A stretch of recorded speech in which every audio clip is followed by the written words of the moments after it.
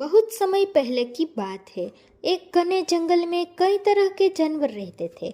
इस जंगल का राजा सिंह था। सिंह का नाम शेरू था और वह अपनी ताकत और शौर्य के लिए प्रसिद्ध था। वह जंगल के सारे जानवरों का भय और आदर दोनों ही उत्पन्न करता था। उसका रौब जंगल में इतना था कि जब वह किसी जगह से गुजरता तो बाकी के सारे जानवर तुरंत रास्ता दे देते थे। लेकिन शेरू की ताकत ही उसकी सबसे बड़ी कमजोरी बन गई। शेरू को यह अहंकार था कि वह सबसे शक्तिशाली है और किसी भी जानवर के मुकाबले उससे हराया नहीं जा सकता है। उसने जंगल के सभी जानवरों से यह कहना शुरू कर दिया था कि कोई भी जानवर उसकी ताकत को चुनौती नहीं दे सकता। शेरू ने यह भी कह दिया कि यदि कोई उसे चुनौती देगा तो उसे जान से मार डालेगा। शेरू के इस अहंकार से जंगल के सभी जानवर डर गए थे और कोई भी उससे अपनी असहमति या विरोध नहीं करता था। लेकिन जंगल में एक चतुर लोमड़ी भी रहती थी। लोमड़ी का नाम फोक्स था। फोक्स ने देखा कि शेरू का अहंकार दिन ब दिन बढ़ता जा रहा है। उसने सोचा कि अगर शेरू का अहंकार ऐसे ही बढ़ता रहा तो वह जंगल के अन्य जानवरों को नुकसान पहुंचा सकता है। फोक्स ने ठान लिया कि वह इस समस्या का समाधान निकालेगी। एक दिन फोक्स ने शेरू से मिलने का निश्चय किया। वह शेरू के पास गई और उसने शेरू से कहा, हे महान शेरू, आप तो जंगल के सबसे बड़े ताकतवर राजा है। आपकी ताकत का कोई मुकाबला नहीं कर सकता है। लेकिन मैं जानना चाहती हूँ कि क्या आप एक चुनौती स्वीकार करेंगे। शेरू ने यह सुना तो उसका घमंड और बढ़ गया। उसने कहा, बताओ लोमड़ी, तुम मुझसे क्या चुनौती चाहती हो।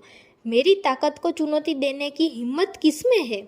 लोमड़ी मुस्कुराई और बोली, आपकी ताकत के बारे में सभी जानते हैं शेरू, लेकिन मैं जानना चाहती हूँ कि क्या आप अपनी ताकत को बिना किसी डर के किसी भी प्रकार की चुनौती में साबित कर सकते हैं। क्या आप यह साबित कर सकते हैं कि आप सबसे बुद्धिमान भी है। शेरू को यह चुनौती दिलचस्प लगी।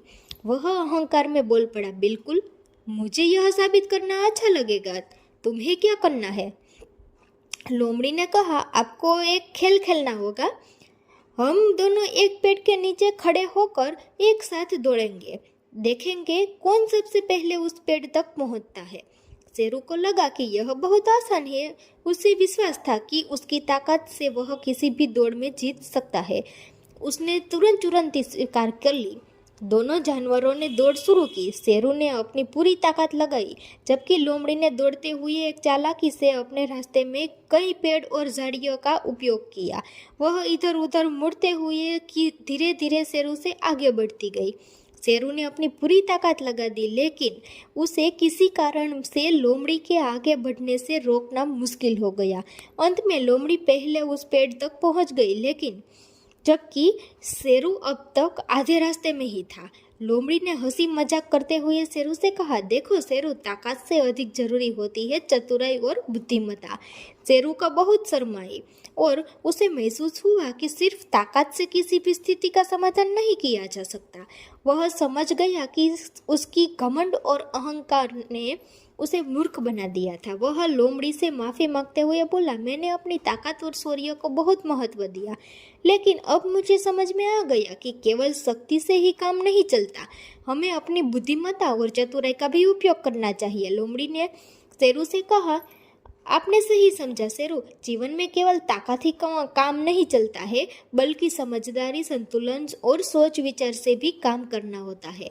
इसके बाद शेरू ने जंगल के अन्य जानवरों से भी माफी मांगी और अपने घमंड को छोड़ दिया।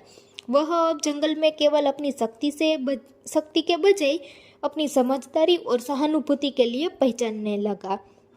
वह दिन शेरू के लिए एक बड़ी शिक्षा का दिन था। उसे यह महसूस हुआ कि घमंड और अहंकार से किसी भी को जीत नहीं मिलती है।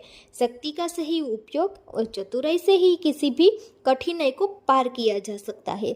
इसके बाद शेरू ने अपने राजपाट में बदलाव लाए और जंगल में शांति और सामंजस्य का माहौल स्थापित किया और अब वह सिर्फ एक ताकतवर सिंह नहीं, बल्कि एक समझदार और दयालु राजा बन चुका था, जिसे सभी जानवर प्यार और आदर से देखते थे। इस कहानी से हमें यह सीखने को मिलता है कि ताकत का अहंकार हमें कभी नहीं सही दिशा में ले जा सकता है।